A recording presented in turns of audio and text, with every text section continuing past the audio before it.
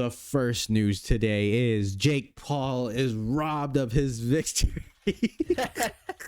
So if you guys don't know, today on February 26th was Jake Paul versus Tyson. No, not Tyson. Tommy Fury.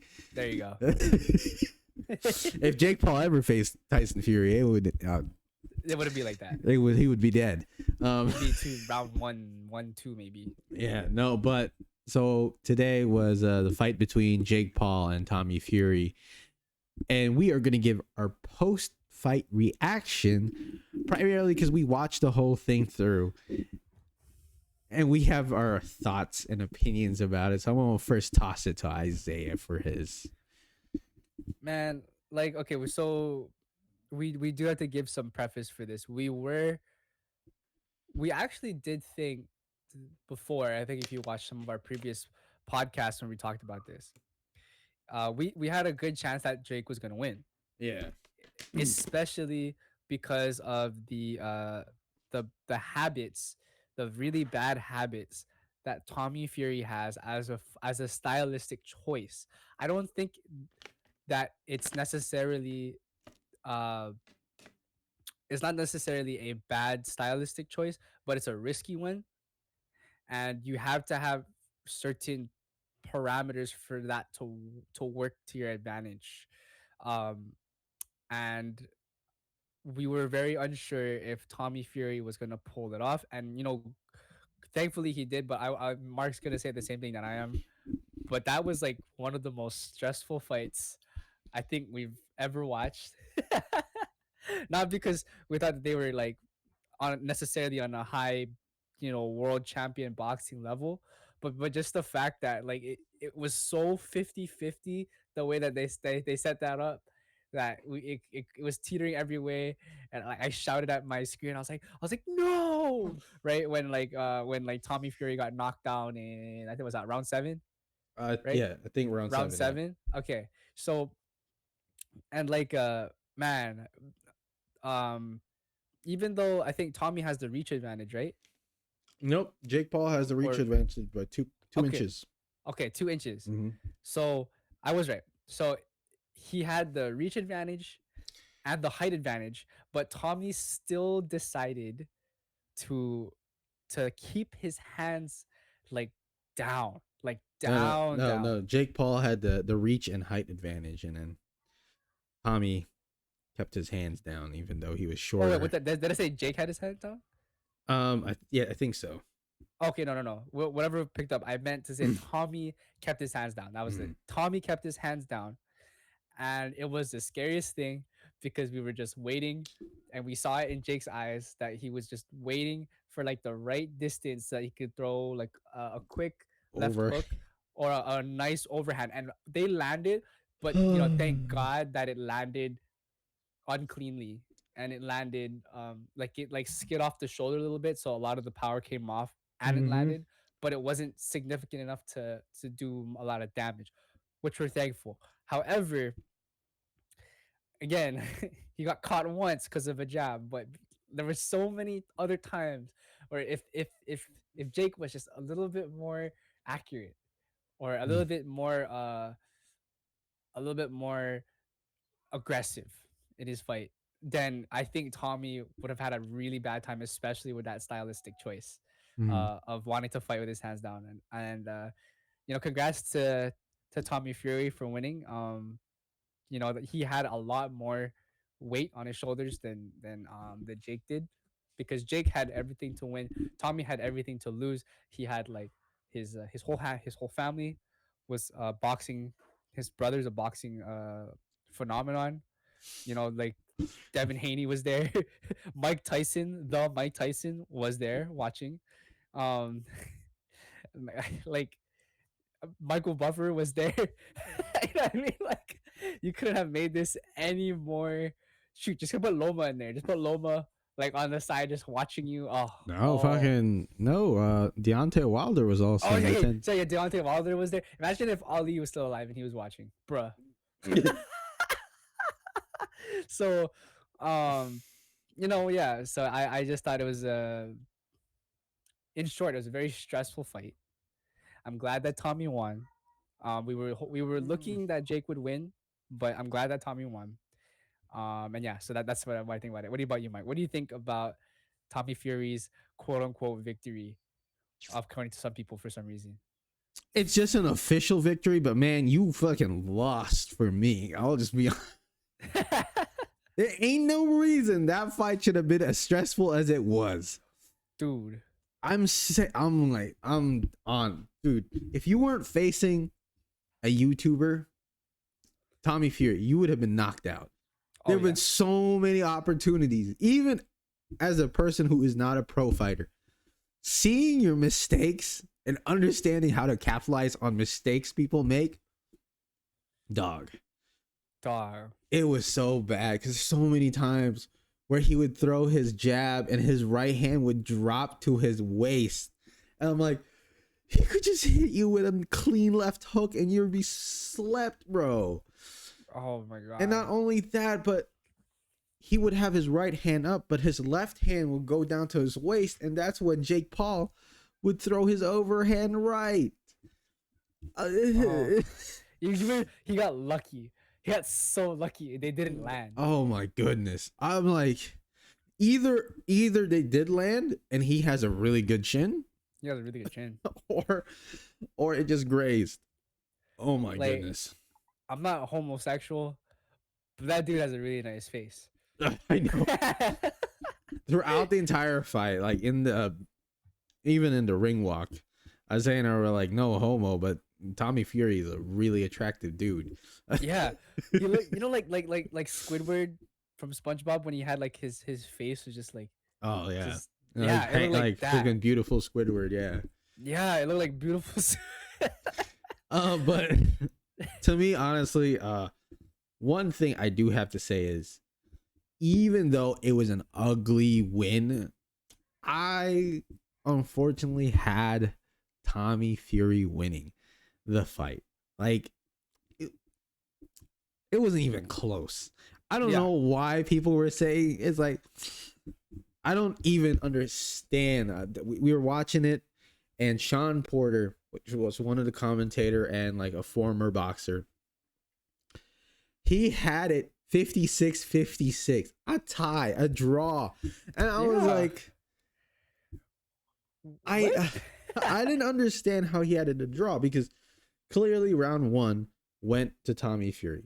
He landed more punches. He was a more active fighter.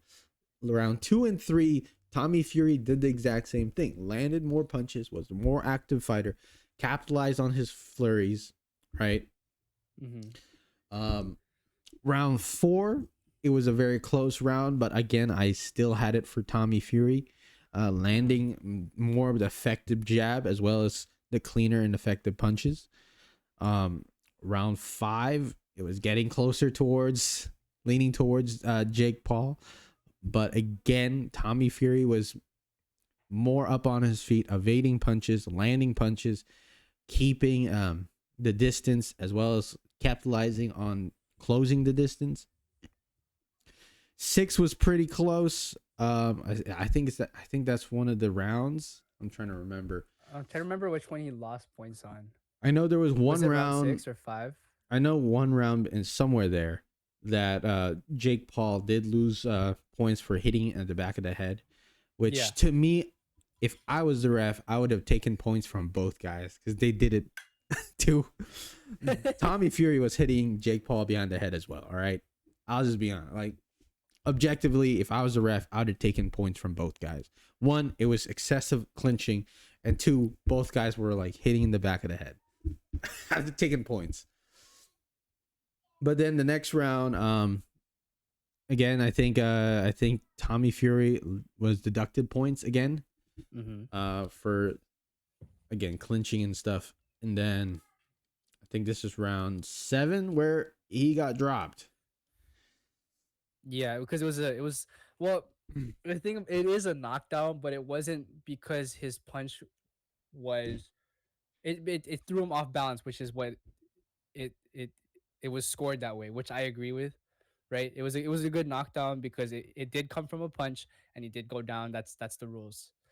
It doesn't matter if the punch did any like damage, like concussive damage. It's just the fact that, let's say that you're off balance and I managed to clip you with like a at the same time I clipped you with like not even a hard jab, it would still count as a knockdown because I hit you at the right time that caused your momentum to lose balance.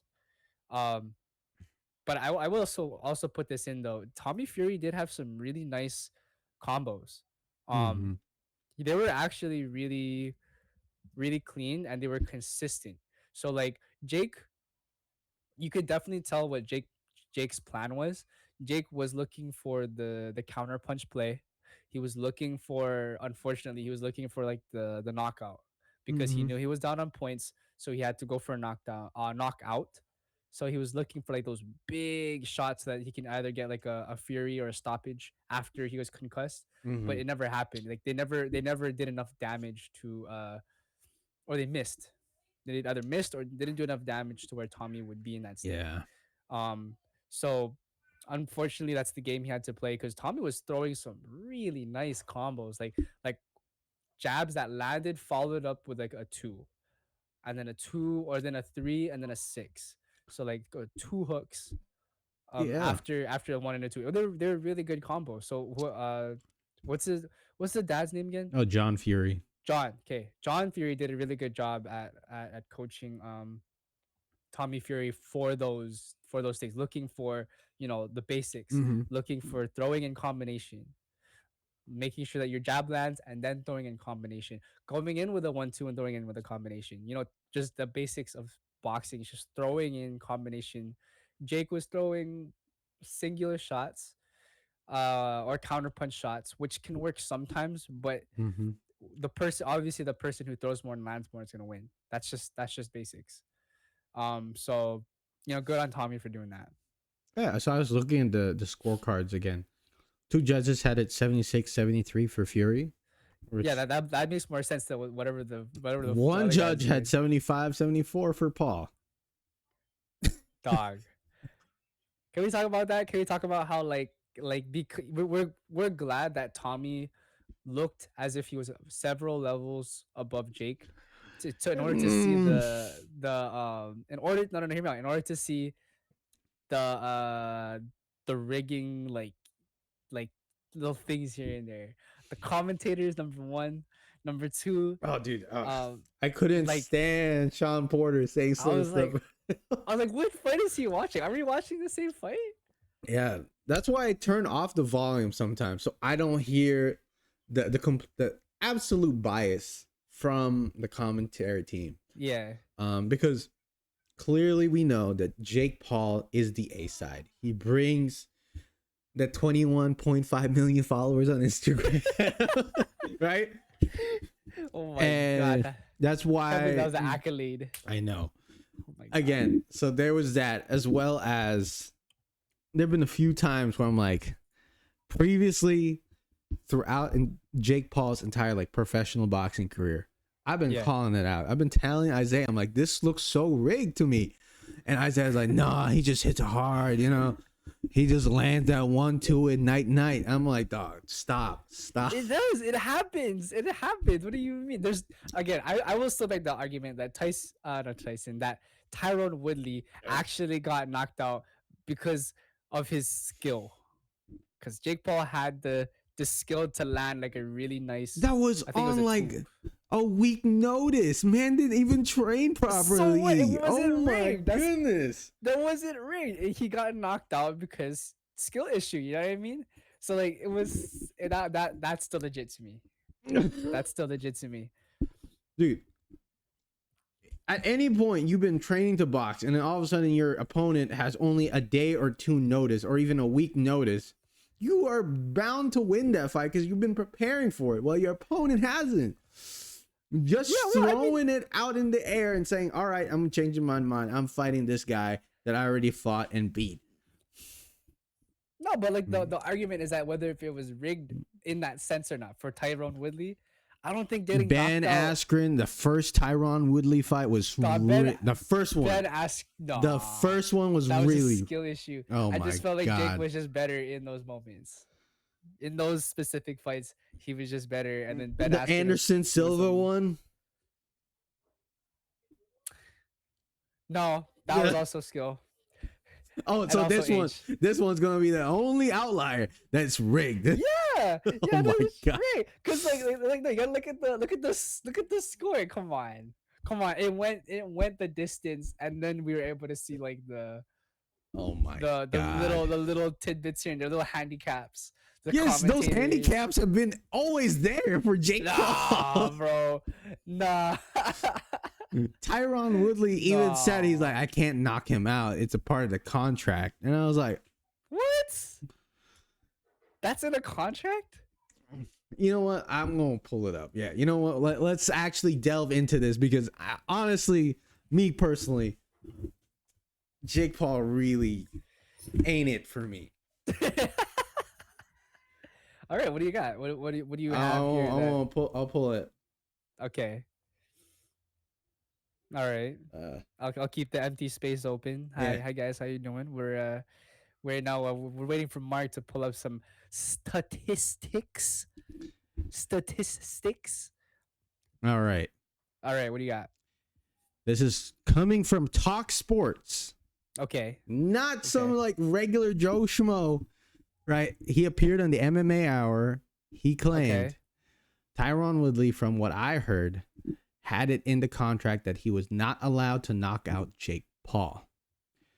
I swear on anything he was against the ropes. I swear that's why when Jake Paul was against the ropes, Tyrone didn't hit him. This was the first fight. I'm not talking about the second fight where he got knocked out face plant, right? Mhm. I'm telling you right now, it was in his contract where it said you're not allowed to knock him out. Wow. Wow. This is exactly. So I'm saying right now, Jake Paul ain't really it, dog. He has these built-in handicaps that prevents people like, and I'll be honest, dude, as old as Anderson Silva is, I still believe he got that dog in him to knock Jake Paul out. So you're saying that Anderson Silva There were so and many. Did you not watch that fight? Did you not? what do you mean? I didn't watch that fight. There were so many times where I was like, why are you just moving around your head and not trying to throw and land? But I don't know, the money doesn't make sense for you to get like Oh. that hurt like that. You know what I mean? I feel like that's just Jake being a skilled boxer Oh my God. in that respective regard. I'm not saying that he's like world level or anything, but he was skilled enough to do those things. And plus, they're all old, so you gotta put that into the Yeah, one equation. of them had a hip replacement like 4 months ago before he fought Jake Paul. Yeah, Ben All right. Askren. Yeah, okay, come on, look exactly. Look at this. Ben Askren, not known as a striker. Dude is a wrestler. Tyrone Woodley, Not known as a Washed. striker. not known as a striker, known for his grappling or wrestling. Anderson Silva, old. Okay, he's in his 50s, 40s or 50s. I can't remember. I'll He's just in be 40s or 50s. Me personally, I think this just shows that Jake Paul ain't it. All right. None of these YouTubers, I'm going to include my boy KSI, right? I love KSI, but he ain't a boxer, right? All these YouTubers trying to think they can box with actual pros, dog, it ain't it. And I think the show for this type of stuff is finally over. Even though Jake Paul has immediately announced he's going to enact his rematch clause, which I hope that all the things that are holy, that Tommy Fury learns how to hold his hands up. Ain't no Please. reason for you to keep throwing your jab and your right hand drops to your waist. You ain't like your brother who's 6'9", who has like absolutely long, ridiculous reach. Exactly. Tyson Fury's reach is probably the same as our height. So I'm not He punches with our body lengths. exactly. You ain't that, dog. So don't do that. And I hope you learn. But most importantly, guys, tell us what you guys think. Was this a well-deserved victory for Tommy Fury? Was this a robbery for Jake Paul?